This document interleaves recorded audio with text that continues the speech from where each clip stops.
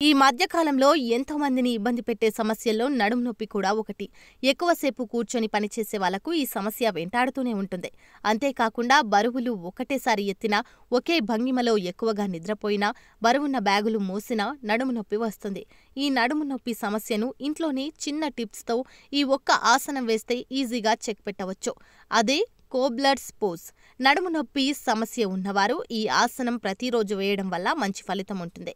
ఈ కోబ్లర్స్ ఆసనాన్నే బద్ధకోణాసనం అని కూడా పిలుస్తారు.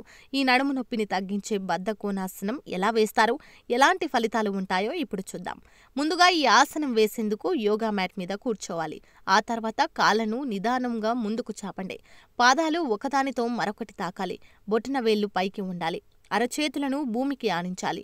నిటారుగా కూర్చొని మీ గడ్డం భాగాన్ని కాస్త లోపలికి ఆనించాలి. మీ చూపు ఎదురుగా ఉండాలి. ఆ తర్వాత మీ కాళ్లను మెల్లిగా శరీరం వైపుకు తీసుకురావాలి. బొటనవేళ్లు మాత్రం కాస్త బయటికి వైపు చూస్తున్నట్లుగా ఉండాలి. పాదాలను సాధ్యమైనంత వరకు మీ యోని ప్రాంతానికి తీసుకెళ్లండి.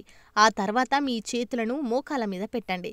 ఇప్పుడు ఈ ఆసనంలో కనీసం 2 నిమిషాలు అయినా నిదానం శ్వాస తీసుకుంటూ కూర్చోవాలి. అయితే కీళ్ల నొప్పులు ఉన్నవారు మాత్రం ఈ ఆసనం అస్సలు వేయకండి.